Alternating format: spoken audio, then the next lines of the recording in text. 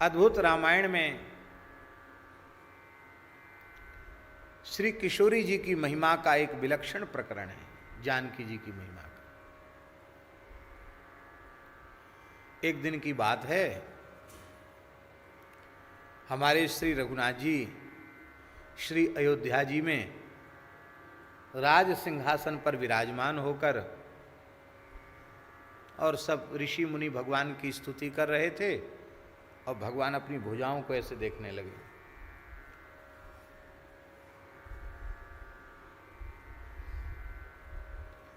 ये सब ठाकुर जी का कौतुक है, लीला है। भुजाएं देखने लगे। किशोरी जी बगल में बैठी, उन्होंने मुस्कुराते हुए धीरे से कहा, करुणा निधान, ये क्या भुजदंड दिखा रहे हो?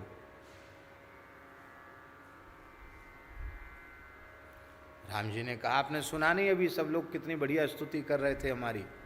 नहीं सुना आपने? इन भुजाओं ने धरती को निश्चर विहीन कर दिया। रावण का वध किया। किशोरी जी ने कहा, अभी पूरी तरह ठीक हुआ नहीं, अभी तो बहुत दुष्ट जिंदा है। अच्छा, ये चर्चा हो ही रही थी, तब तक ऋषियों का एक दल और आ गया। महाराज रक्षा कीजिए, रक्षा कीजिए। राम जी, आओ आओ महाराज आओ। कैसे? बोले महाराज, एक नया रावण पैदा हो गया, उसका नाम है सहस्र रावण।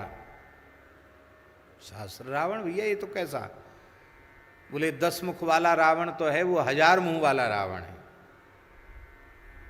उसकी हजारों भुजाएं हैं, उसका नाम है सहस्र मुख रावण। 1000 मुख वाला रावण है वो। महाराज, देवता भी भयभीत हैं। अभी उसका प्रचंड प्रभाव बहुत व्याप्त नहीं हुआ, लेकिन अभी बस पांव फैला रहा है। और आपने रावण को कुल खानदान के सहित मार दिया, इससे वो बहुत रुष्ट है। अब तैयारी कर रहा है देवताओं पर चढ़ाई की, फिर युद्ध छिड़ेगा। तो महाराज उसका दलन कर दीजिए आप। तब तक ब्रह्मादि देवता भी आगे बोले, महाराज हम लोग बहुत त्रस्त हैं सहस्र रावण से, आप कृपा करके उसको समाप्त कीजिए। राम जी बोले, बिल्कुल ठीक। किशोरी जी ने मुस्कुरा के कहा, देख लो, अभी अभी कह रहे थे कि हमने धरती को निश्चरों से विहीन कर दिया, देख लो आ गया ना आपके सामने परिणाम, आ गया एक।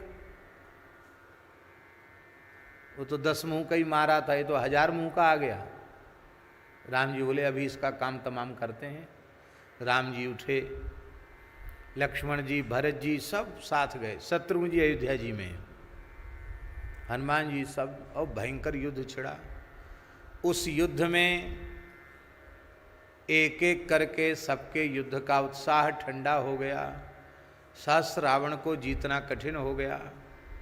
उसका कारण यह था कि सहस्र रावण की सेना तो मारी गई, पर सहस्र रावण को जैसे ही राम जी बाण का प्रहार करते, उसके शरीर के रक्त की एक बूंद से 1000 रावण वैसे ही पैदा हो जाते। एक बूंद खून गिरते ही एक सहस्त्र मुंह वाले 1000 रावण पैदा हो जाते, और उनको भी बाण लगेगा तो उनकी भी एक एक बूंद से उतने उतने हजार। सारा ब्रह्मांड 1000 मुंह वाले रावणों से भर गया। बंदर भालू जो जो राम जी के सहयोगी थी, सबने हाथ खड़े कर दिए, बोले बस हो गया महाराज, अब तो 10 मुंह वाला तो अब तो हो गया, अब आप जानो, आपका काम जाने। राम जी भी घबरा गए, लक्ष्मण जी भरत जी भी घबरा गए, हनुमान जी भी घबरा गए। अब क्या होगा? अब तो प्रतिष्ठा की बात आ गई। तो किशोरी जी भी पधारी थी वहां युद्ध में। तो शिविर जहां लगा था, वहां किशोरी जी अपनी सखियों के साथ वहां विराज रही थी। अब राम जी कैसे जाएं पराजित होकर के शिविर में? बड़े दुखी हो गए राम जी। वशिष्ठ जी से उन्होंने कहा, गुरुदेव अब आप समाधान करो, क्योंकि इनकी कृपा दनुज रण मारे, आप कृपा करो। जुक्ति मुक्ति तो गुरु जी ही बताते हैं, आप बताओ कैसे मारें।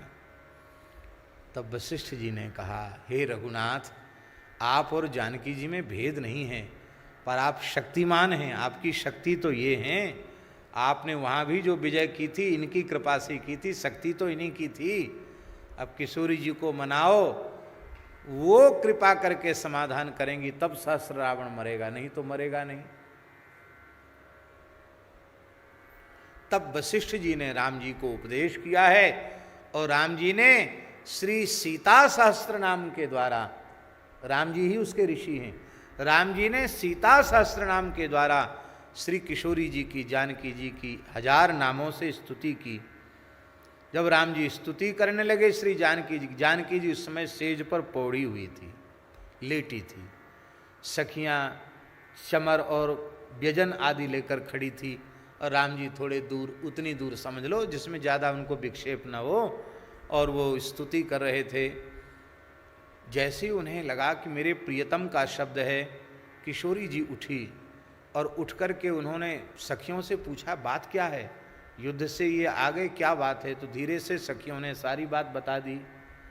तो किशोरी जी ने ऐसे किया, जैसे ही ऐसे किया उनके केश खुल गए और खुले हुए केशों से अट्टहास करती हुई भद्रकाली प्रकट हो गई। आज्ञा करो भगवती, स्वामिनी आज्ञा करो, जाओ सहस्त्र रावण का काम सफाया करो। उसी समय वो महाराज राम जी ने कहा, राम जी से कहा कि अब आप युद्ध करो। राम जी युद्ध करने लगे। जितने सहस्त्र रावण पैदा होते वो उनका खून धरती पर गिरेगा तब ना सहस्त्र रावण पैदा होंगे। वो जितना खून गिरने से पहले ही काली जी सब जीभ से चाट जाती, एक बूंद नहीं गिरने दिया, सब खत्म है गई सहस्त्र रावण। और महाराज जितने बचे खुचे थे उनको मुंह में डाल डाल के सबको चबा के जय सिया राम। मरा तो सहस्त्र रावण राम जी के ही बाण से, लेकिन बिना किशोरी जी की कृपा के नहीं मरा।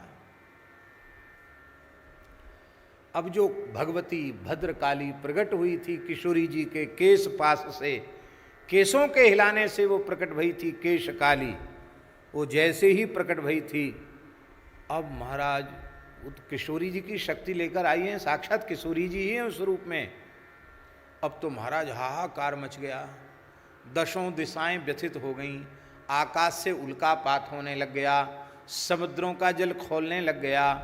अब क्या होगा, सूर्य चंद्रमा की प्रभा फीकी पड़ गई। अब तो महाराज प्रलय हो जाएगा, भगवती प्रलय कर देंगी, अब क्या होगा। अब स्तुति करें तो वो सुने कहाँ स्तुति, एकदम अट्टहास करें, ज्वाला उनके नेत्रों से मुख से प्रकट होवे। अब क्या होगा, अब क्या होगा। देवाधिदेव महादेव जी ने, शंकर जी ने कहा कि मैं प्रयास करता हूं इनको शांत करने का। तो वे दौड़ रही थी भगवती भद्रकाली, और दौड़ती हुई भद्रकाली को देख करके भगवान शिव पौड़ गए, लेट गए। अब वो तो आवेश में थी और वो दौड़ते हुए जैसे उन्होंने देखा नहीं नीचे कौन है, तो जैसे ही उनका दाहिना चरण भगवान शिव के वक्षस्थल पर पड़ा तो उनको लगा कि नीचे किसी के ऊपर पैर मेरा पड़ा है। तो जैसे ही उन्होंने देखा, अरे ये तो भगवान शिव हैं, मेरे प्राण जीवन धन हैं। जैसे ही शिव जी को देखा तो देखते ही ऐसी जीव निकल आई, ऐसी जीव निकल आई, और वो जीव प्रसन्नतम, शंकर जी हैं, ये भोले बाबा हैं। अब क्रोध ठंडा हो गया। ब्रह्मा जी ने, विष्णु भगवान ने, समस्त देवताओं ने कहा भगवती ये आपका स्वरूप बड़ा सुंदर है। और शंकर जी ने कहा आप किशोरी जी के श्रीअंग से प्रकट भई हैं, इसलिए मेरे लिए तो किशोरी जी के ही समान हैं। आपका चरण मेरे वक्षस्थल पर पड़ा, मैं अपने को धन्य मानता हूँ। आप जिस स्थल पर चरण पड़ा है आपका मेरे वक्षस्थल पर, उसमें आप सिद्ध पीठ के रूप में विराजमान होंगे।